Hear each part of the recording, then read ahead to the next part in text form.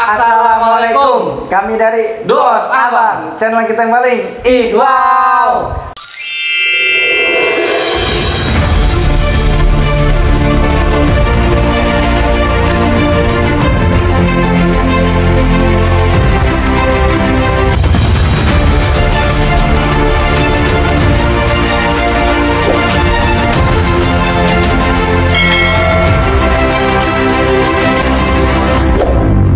Alhamdulillah wa syukurillah wa nikmatillah wala haula wala quwata illa billah. Masya Allah nih Bang. Iya. Dari waktu ke waktu nih Bang.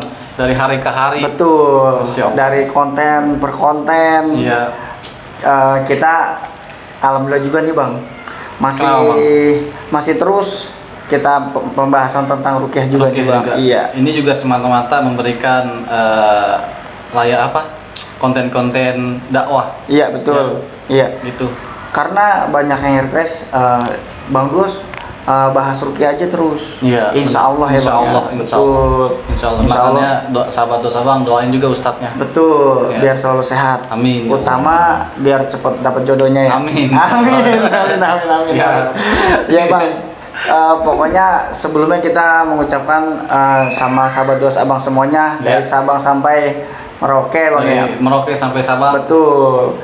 Untuk semua subscribernya Bang ya. Pokoknya tanpa kalian semua ini kita nggak ada apa-apanya nih Bang. Betul. Tanpa kalian juga channel kita tidak bisa berkembang. Betul Bang. Langsung kita perkenalin Bang. Oh, Masya Allah. Ini sapa dulu Bang. Disapa dulu nih. Masya Allah. Pokoknya Ustadz kondang Bang. Assalamualaikum. Waalaikumsalam warahmatullahi wabarakatuh. Gimana kabarnya Abang semuanya, Dos Abang? Sehat. Alhamdulillah. Insya Allah tetap sehat. Baik sehat jasmani maupun rohani. Amin. Kalau kita cuma sehat fisik tapi rohaninya bermasalah juga kita nggak bisa ngapa-ngapain ya. Iya, betul. Banyak pikiran, kira-kira bisa nggak kerja? Enggak lah. Enggak. Tapi kalau dompetnya nggak sehat, nah itu lebih mantap ya. Udah jasmaninya nggak ada, rohaninya nggak ada. Mau jadi apa gitu ya? Ya, Masya Allah. Pak Ustadz nih, dari sahabat Dos Abang kan banyak yang request ya kan. Bang Dos, kita bahas ruqyah aja terus ya kan. Kita berusaha mendatangkan Ustadz Agung lagi di sini ya kan. Mudah-mudahan nggak bosan ya. Mudah-mudahan nggak bosan dan mudah-mudahan ini juga bermanfaat ya kan. Untuk edukasi ya. Edukasi. Ya kan? Bagaimana tata cara ruqyah mandiri nanti, dan juga kita belajar masing-masing ya. Iya betul. Jadi bermanfaat buat semua ya Pak Ustadz. Betul. Ya? Benar. Iya. Nanti juga bisa diajarin ke anak cucunya ya. Iya. Betul. Nanti kalau ketika kita udah meninggal, ini menjadi amal jariah untuk sahabat-sahabat Dos Abang, insya Allah ya. Iya. Dapat pahala terus, Masya Allah. Berarti selagi dia masih melihat konten ini ya Ustaz ya? Benar, Masya Allah. Ngalir itu akan terus selalu mengalir terus. Itu pahala enak nggak? Kita juga Ustaz. Iya, Masya Allah. Kita tidur dapat terus tabungan akhirat, enak nggak?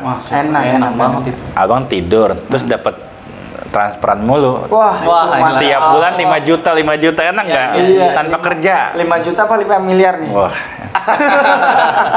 Ada yang 2M. Ada 2M ya? Apa itu 2M? Ember. Masya Allah, luar biasa nih Bang. Benar. Ustadz kondang kita nih benar-benar meluangkan waktu untuk para sahabat Dos Abang. Masya Allah. Loyalitas tanpa batas Bang, pokoknya. Udah sibuk banget Bang, jadwalnya padat Bang. Padat. Makanya nih kita paksa-paksa Bang ya. Iya, makanya. Usaha ya kan. Betul. Jadi gini Bang. Jadi gini nih. Hari ini kita mau bahas apa kira-kira? Hari ini ya. Hari ini sih ada yang request ya. Email masuk tuh dari sahabat Dos Abang juga. Nah dia bilang Bang Dos, coba deh tolong bahas tentang pemahaman surat Al-Ikhlas, An-Nas, Al-Falaq dan praktek ruqyah mandiri. Jadi gitu Pak Ustadz. Jadi ini kan masih berkaitan dengan ruqyah. Iya. Jadi mudah-mudahan dengan melihat konten ini dia juga tahu gitu ya kan. Betul. Apa yang disampaikan oleh Ustadz Agung. Mungkin aja sahabat Dos Abang bisa praktekin langsung di rumah. Betul. Waktu itu kan sebelumnya konten kita itu kan pengenalan surat-surat. Membaca mendengarkan ya. Iya. Sahabat Dos Abang mendengarkan dan pengenalan ini suratnya ya kan gitu. Ayat-ayatnya. Nah, kali ini nanti kita juga ada praktek ruqyah mandirinya juga. Nah, sebelum itu kita bahasnya yang tentang pemahaman surat An-Nas, Al-Ikhlas, Al-Falaq gitu. Iya. Oke. Gimana langsung aja Bang Dul? Langsung aja Ustaz. Langsung aja. Baik. Fadhol, Ustaz. Bismillahirrahmanirrahim. Assalamualaikum warahmatullahi wabarakatuh. Waalaikumsalam warahmatullahi. Alhamdulillah. Summa alhamdulillah. Asyhadu an la ilaha illallah wahdahu la syarikalah wa asyhadu anna Muhammadan abduhu wa rasuluhu la nabiyya wa la rasula ba'da. Amma ba'd. Alhamdulillah, pada malam hari ini kita masih dapat berkumpul di tempat yang mulia ini. Mudah-mudahan kita selalu diberikan keberkahan oleh Allah Subhanahu wa taala. Apa kabar semuanya Duas Abang? Semoga yang menonton dari Sabang sampai Merauke, dari Merauke sampai Sabang, mudah-mudahan Allah selalu memberikan rahmatnya dan berkahnya kepada sahabat-sahabat Duas Abang, dan khususnya dimanapun kalian berada yang sedang lagi sakit, mudah-mudahan Allah angkat segala macam penyakitnya. Yang belum punya jodoh, mudah-mudahan Allah berikan jodoh yang terbaik, baik yang soleh dan soleha. Yang mempunyai utang, Allah cepat lunaskan. Dan mudah-mudahan di tahun yang baru ini semuanya yang baru ya, insya Allah ya, amin ya rabbal alamin. Baik, insya Allah kita akan membahas pemahaman surat Al-Ikhlas, Al-Falaq, dan An-Nas. Makanya banyak yang menanyakan bahwa di surat Al-Ikhlas ini, suratnya artinya yang memurnikan keesaan Allah, namanya surat Al-Ikhlas. Tapi yang anehnya di surat Al-Ikhlas itu nggak ada yang menjelaskan bahwa Al-Ikhlas itu ikhlas. Ada nggak kira-kira di surat Al-Ikhlas itu menjelaskan bagaimana ikhlas? Ada nggak? Ya disitulah bagaimana ketika kita melaksanakan ibadah dengan ikhlas tanpa ada pamrih. Disitulah pemahaman dari surat Al-Ikhlas. Ketika kita melakukan sesuatu, ya itu kita nggak mikirin lagi mau dia balas. Kadang-kadang kan suka kita diajarin ya, udah ngasih orang, kita ngomong bilangnya apa, makasih gitu. Padahal apa, kalau yang lebih bagus itu ditanamkan apa, ya kita nggak usah bilang makasih atau minta diterima kasihin. Karena apa? Karena ketika kita melakukan kebaikan, pasti Allah balas, baik kebaikan maupun keburukan. Makanya kata Allah Subhanahu wa taala, "Fa may ya'mal mithqala dzarratin khairan yarah wa may ya'mal mithqala dzarratin syarran yarah." Barang siapa yang mengerjakan kebaikan sedikit biji dzarrah, biji sawi, maka nanti akan Allah tampakkan kebaikan-kebaikan nanti di hari kiamat. Masya Allah enggak? Masya Allah. Dan nanti kalau barang siapa yang mengerjakan keburukan sebiji sawi aja, nanti Allah akan tampakkan, dia akan melihatnya. Makanya sungguh amat menyedihkan ketika kita nanti di hari kiamat dibuka tuh layar kita lebar-lebar dari kita baru dilahirkan sampai kita nanti nafat, itu dibuka apa keburukan kita, apa kebaikan kita. Makanya jangan sampai dibuka keburukan kita, cepet-cepet ditobatin. Makanya di tahun yang baru ini banyak-banyak introspeksi diri gitu ya Bang ya. Iya betul. Alhamdulillah, makanya mudah-mudahan dengan konten kita ini bisa memahamkan bahwa surat Al-Ikhlas itu menjelaskan dia nggak ada tuh pembahasan ikhlas, bener nggak? Benar. Qul huwallahu ahad. Katakanlah Allah itu esa, yang benar-benar berhak disembah. Tiada, ibaratnya nggak ada sekutu baginya. Allahus Samad, Allah tempat bergantung. Makanya kalau kita menggantungkan diri kita kepada Allah Subhanahu wa taala, nggak pernah kecewa Bang. Tapi kalau kita menggantungkan diri kita kepada orang lain, kecewa. Coba kalau kita mulai hari ini, misalnya contohnya kita lagi butuh uang, nyari minta kemana, ke orang yang A, ke orang B nggak dikasih, ke orang yang C nggak dikasih, ke orang D nggak dikasih. Ketika kita mengharapkan orang lain malah mencemooh kita, mengejek kita, kecewa nggak kita? Kecewa. Dari A, B, C, D nggak ada yang memberikan kita bantuan utang. Disitulah kecewaan kita ketika kita berharap kepada manusia. Tapi kalau kita berharap sama Allah, Allah akan memberikan tanpa batas dari segala macam caranya Allah. Makanya kata Allah Subhanahu wa taala di surat At-Talaq, "Wa may yattaqillah yaj'al lahu makhraja barang siapa yang selalu meningkatkan ketakwaannya kepada Allah Subhanahu wa taala, yaj'al lahu makhraja, maka Allah akan bukakan pintu dari manapun kesusahan kita. Kalau kita lagi butuh uang, nanti Allah mudahkan. Allah. Ketika kita lagi belum punya anak, Allah bukakan rezekinya punya anak. Makanya mulai hari ini marilah kita bertobat kepada Allah. Ketika kita bertobat kepada Allah, maka Allah akan memberikan kita. Dan intinya jangan apa? Jangan sering bergantung sama manusia. Ketika kita bergantung kepada manusia, maka disitulah kekecewaan kita. Makanya pemahaman surat Al-Ikhlas ini yang harus kita dalami, Bang. Iya. Masya Allah. Mudah-mudahan kita selalu diberikan keberkahan oleh Allah Subhanahu wa taala. Amin. Dan Masya Allahnya lagi di surat Al-Fatihah yang waktu itu kita pernah bahas, itu kan menjelaskan bagaimana ada tauhid uluhiyah, ketika kita menyembah kepada Allah, tauhid rububiyah, bagaimana Allah menciptakan kita, memberikan rezeki kepada kita, menciptakan kita gitu kan, dari air yang mani gitu kan, yang ibaratnya kata orang suatu yang jina, tapi di mana nanti Allah akan muliakan kita ketika kita ketakwa kita pada Allah Subhanahu wa taala. Di situ ada tauhid asma wa sifat, ada Ar-Rahman, Maha Pengasihnya, Ar-Rahim, Maha Penyayangnya Allah, Al-Malik yang Maha Merajai. Semuanya ada, semua tiga-tiganya di Al-Fatihah, pembukaan umul kitab. Dan ditutup tuh ketika kita awal Al-Fatihah, iyyaka na'budu wa iyyaka nasta'in, menyembahnya kepada Allah dan minta pertolongan kepada Allah. Tapi jangan lupa, makanya disempurnakan di surat Al-Ikhlas, Al-Falaq, An-Nas, bahwa disitulah kita harus melindungi diri kita. Dari apa? Jin, sihir, dari apa lagi? Ain, dari apa lagi? Dari waswas syaiton. Masya Allah ya. Itu yang disebut Al-Quran Mu'zizat. Al-Ikhlas, Al-Falaq, An-Nas, disitulah penutup yang paling bagus.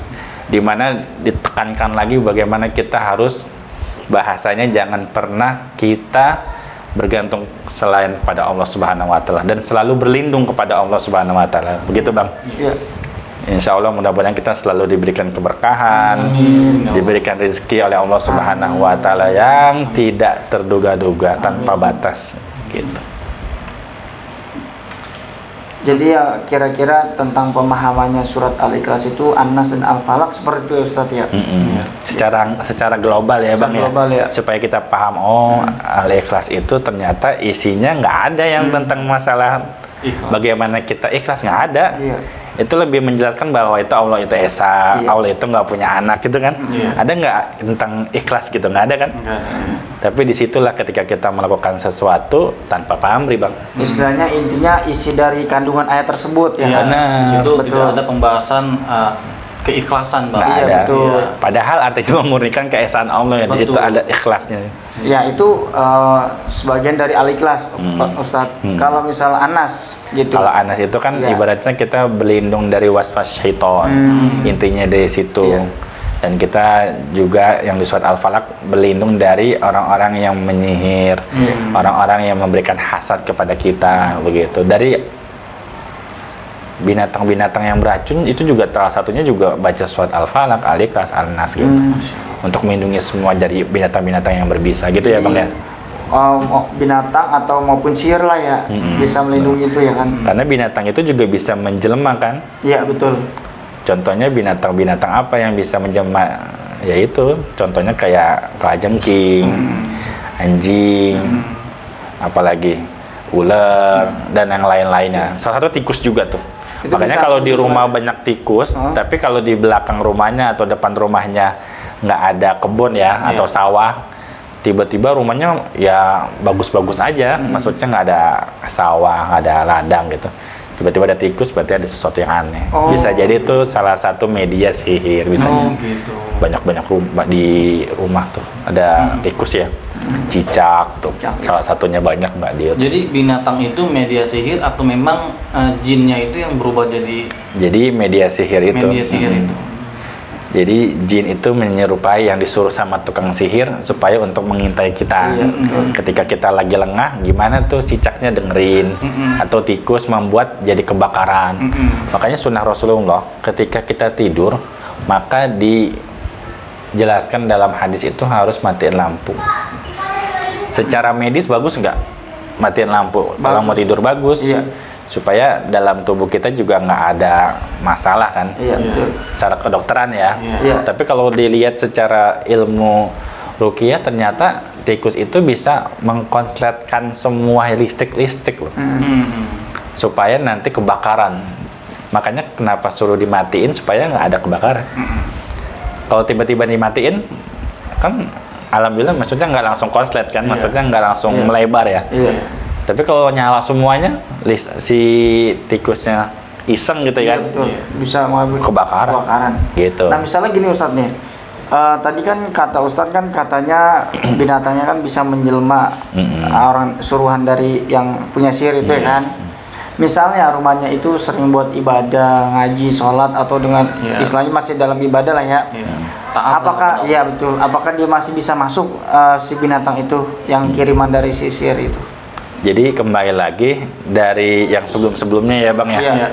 Kalau misalnya sahabat-sahabat dos Abang mendengarkan dari part 1, part 2 awal-awal banget, itu dijelaskan harus dilihat lagi apakah dia punya pegangan, kayak jimat, isi muafak itu yang membuat jadi bulak-baliknya.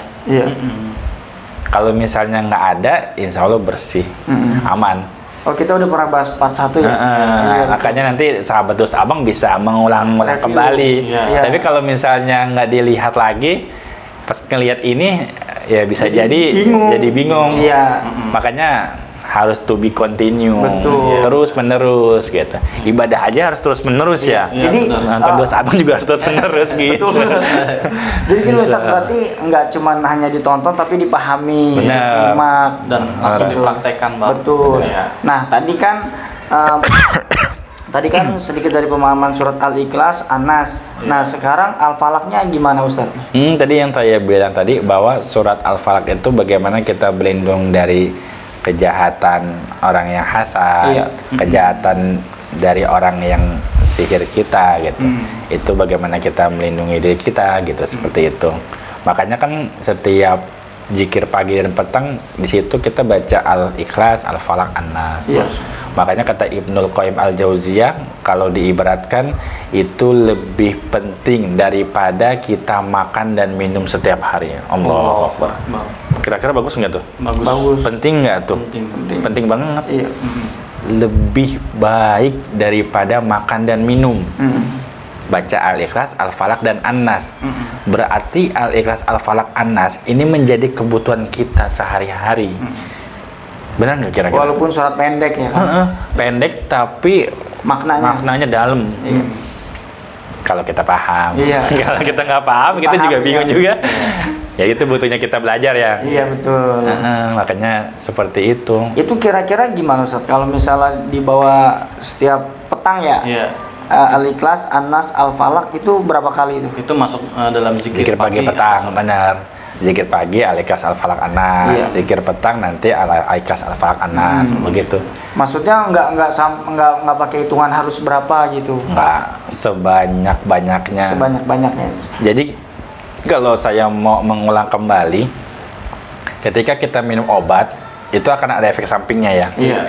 Dosis dari dokter harus sehari 3 kali misal. Kalau kita lebihin 5 kali gimana kira-kira? Per dosis.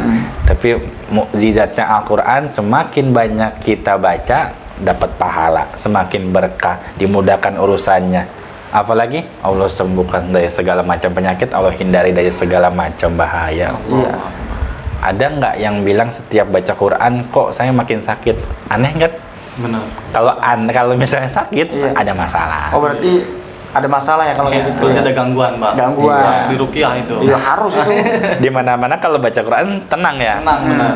Kalau baca Quran nyesek dadanya, kalau baca Quran palanya pusing, ada sesuatu sinyal tandanya ada yang menyelinap dalam tubuh. Yuwaswisu fi sudurin nas, yang bersembunyi. Apa itu? Was-wasnya syaitan, hati-hati. Syaitan itu gampang menyelinap.